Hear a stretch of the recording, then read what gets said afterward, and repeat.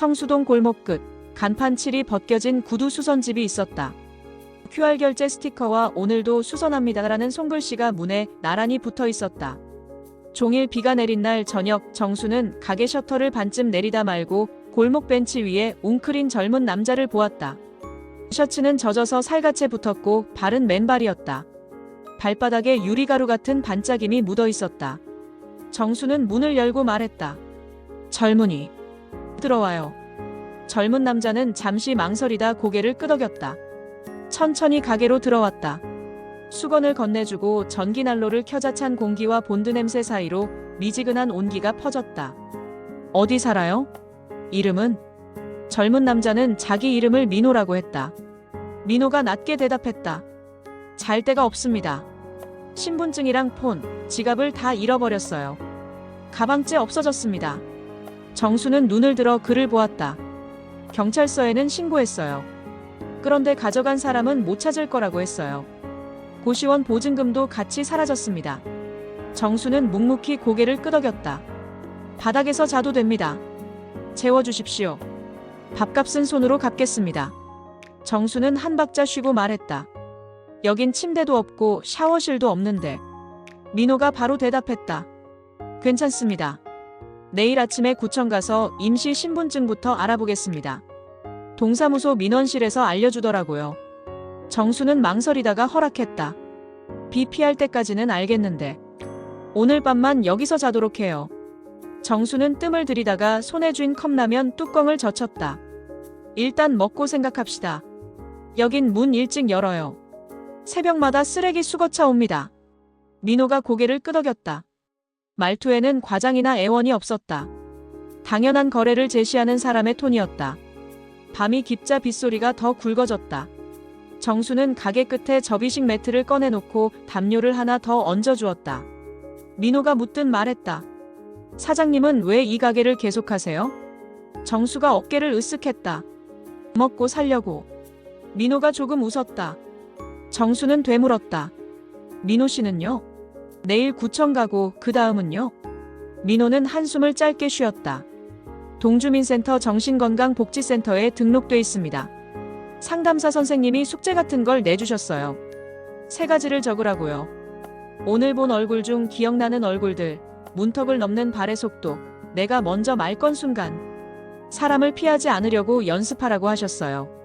정수는 말없이 컵을 들어 따뜻한 물을 마셨다. 그 숙제 여기서 하겠다는 거군요. 민호가 고개를 끄덕였다. 문턱이 있는 데가 좋아요. 사람이 드나드는 걸 오래 볼 수 있어서요. 아침이 오자 비는 잦아들었다. 공유 오피스에 입주한 스타트업 대표가 구두를 들고 들어왔다. 스마트링을 만지며 빠르게 말했다. 다음 달에 시리즈 B라운드가 있습니다. 무대에서 찍히는 사진에 구두가 중요합니다. 앞코 각 살려주시고 광택은 촉촉하게요. 비 맞아도 흠집 안 나면 좋고요. 정수는 차분히 답했다. 네, 가능합니다. 다만 발볼은 조금 여유 줘야 오래 갑니다. 대표는 무심코 고개를 끄덕이며 결제 단말기에 카드를 댔다. 민호는 뒤쪽에서 고객의 발을 재는 법을 지켜봤다. 그의 시선은 구두보다 사람의 걸음에 오래 머물렀다. 점심 무렵 아이를 아는 젊은 여성이 검은 장바구니를 들고 들어왔다. 분유, 쌀, 약봉지가 대충 보였다. 여성은 남편 구두를 조심스럽게 꺼냈다. 뒤축이 다 닳았어요. 이번 달은 새 신발 사기가 어렵네요. 하루만 버틸 수 있을까요? 정수는 구두를 빛에 비췄다. 가능합니다. 오늘 붙이면 사흘은 괜찮습니다. 여성의 눈이 밝아졌다가 이내 흔들렸다. 얼마 드리면 될까요? 정수는 잠깐 망설였다가 낮게 말했다. 이번은 그냥 해드릴게요. 여성은 억지로 고개를 저었다. 그냥은 안 돼요. 다음에 신발끈 사러 오실래요? 그때 받겠습니다. 여성이 천천히 고개를 끄덕였다. 아이의 눈도 같이 고개를 끄덕이는 것처럼 반짝였다. 민호는 그 작은 장면을 오래 봤다. 오후에 구청에 다녀온 민호는 접수증을 보여줬다. 임시 신분 확인서 발급 신청서입니다. 내일 매뉴얼 그대로 다시 가면 나오고 쉼터는 대기 명단이 길대요. 정수는 고개를 끄덕이고 계산대 서랍에서 볼펜을 꺼냈다. 그럼 약속합시다. 사흘. 사흘 동안 여기서 재워주고 그 사이 가게 문 열고 닫는 시간 지킵니다. 청소하고 심부름하고 허락 없이 손님 물건 안 만지고요. 사흘 뒤엔 방향 정하는 걸로. 민호는 망설임 없이 대답했다. 네, 지키겠습니다. 정수는 영수증 뒷면에 간단히 적고 서로 이름을 쓰게 했다. 사소한 약속은 글자 하나로 단단해졌다. 그날 저녁 순찰도는 동네 경찰관이 가게 앞에 섰다. 정수가 먼저 말을 건넸다. 새로 일 돕는 친구입니다. 지금 임시 신분증 발급 중이고요. 경찰관이 민호를 한번 훑어보고는 명함을 내밀었다. 불편하면 연락하세요. 가게 안에서 자는 건 조심하시고요. 정수는 명함을 계산대 안쪽에 넣었다. 편의점 점주가 일회용 컵에 커피를 들고 들어왔다. 사장님, 오늘도 길어요. 커피 놓고 갑니다. 민호는 그에게 짧게 고개를 숙였다. 다음 날 골목에서 배달 라이더가 턱에 걸려 넘어졌다. 브레이크가 비에 젖어 길게 비명을 질렀다. 정수와 민호는 동시에 뛰어나갔다. 왼쪽 팔꿈치에 피가 맺히고 오른손이 떨렸다. 괜찮아요. 근처 병원 가면 됩니다. 라이더는 이를 악물고 웃었다. 편의점 점주는 우산을 씌워주고 다른 라이더는 방수 점퍼를 벗어덮었다. 민호는 주머니에서 휴지를 꺼내 피를 닦아줬다. 라이더가 자리에서 일어설 때까지 우산 위로 빗방울이 단단하게 부딪혔다. 저녁 스타트업 대표에게서 전화가 왔다. 일정이 조금 당겨졌습니다. 일주일 안에 가능할까요? 정수가 답했다. 가능은 한데 광택을 과하게 내면 비 맞았을 때 더 티가 납니다. 대표가 짧게 웃었다. 요즘 투자처에서 구조조정 얘기가 나옵니다. 뭐가 확실한지 모르겠네요. 정수는 말을 아끼고 작업 시간을 다시 계산했다. 전화를 끊은 뒤 민호가 조심스럽게 말했다. 사람은 자기 내일을 잘 모르는 것 같아요. 정수가 대답했다. 누구나 그렇지.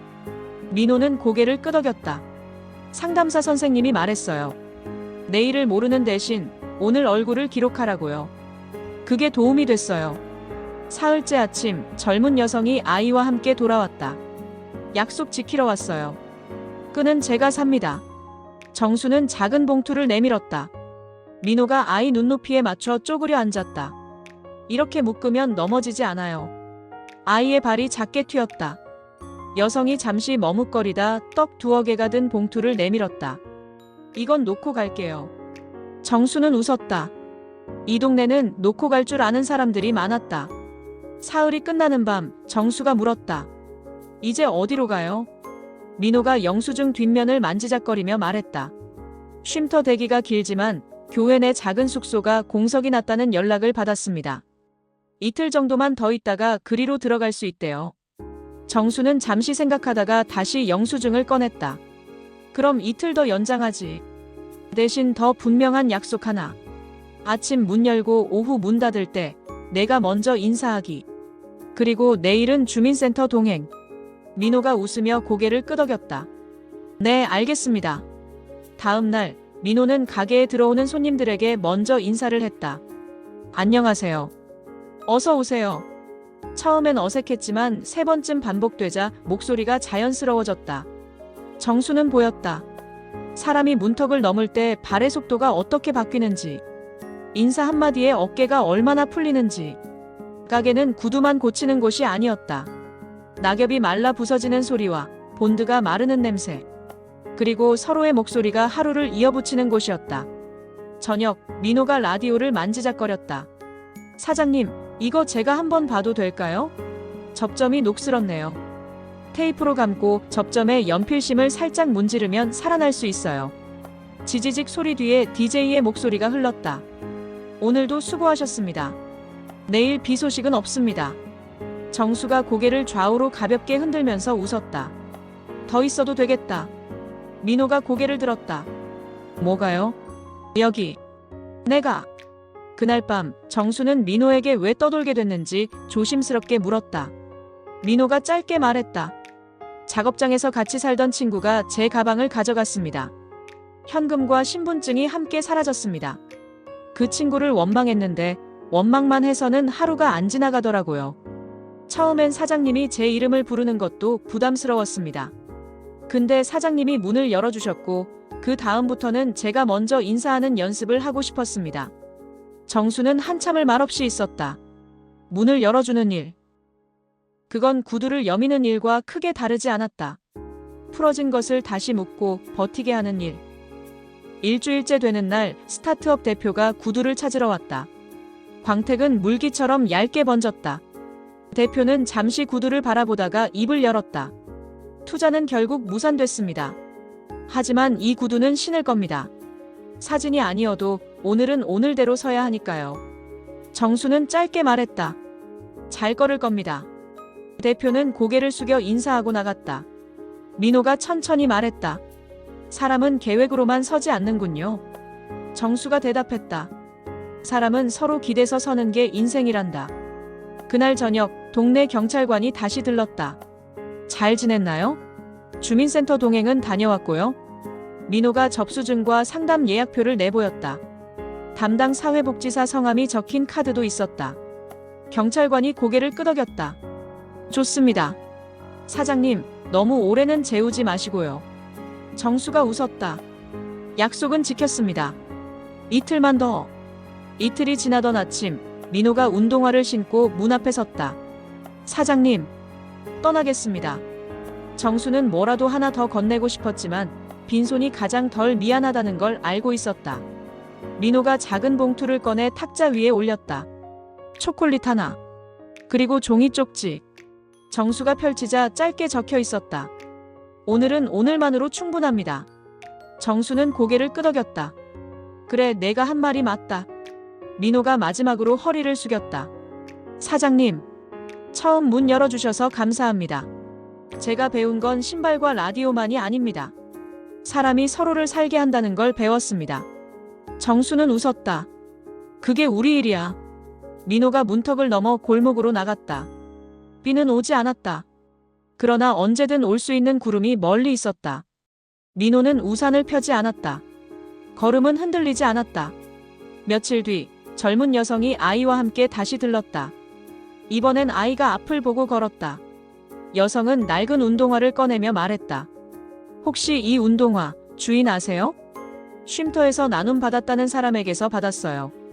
안쪽에 작게 적혀 있었어요. 다음 발. 정수가 미소 지었다. 잘 신기세요. 아이에게 첫 운동화라면서요. 여성은 고개를 끄덕였다. 아이의 발이 다음 발을 배웠다. 그 후로 정수는 문을 닫기 전 골목을 한 번 더 보았다. 젖은 사람이 서 있지 않은지, 누군가가 주저하는 얼굴로 문턱을 맴돌고 있지 않은지. 그럴 때면 문을 조금 더 열었다. 들어오세요. 여기 앉으세요. 따뜻한 물부터 한잔 하세요. 말은 쉽게 배웠고 습관은 천천히 굳었다. 스타트업 대표는 가끔 들러구두를 닦고 갔다. 요즘은 이 시간이 제일 좋습니다. 스케줄이 저를 안 쫓아오거든요. 대표의 얼굴에는 예전보다 여유가 묻었다. 배달 라이더는 비가 오면 우비를 서로 나눴다. 넘어진 날 이후 그들은 서로의 속도를 조금씩 맞췄다. 편의점 점주는 여전히 가끔씩 커피를 놓고 갔다. 이름을 남기지 않는 배려가 동네를 지탱했다. 문을 닫고 셔터를 내릴 때 정수는 종종 벽에 붙은 쪽지를 읽었다.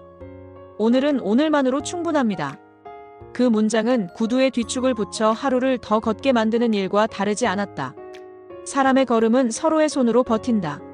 서로의 인사로 이어진다. 문턱은 낮을수록 좋지만 완전히 사라지지는 않는다.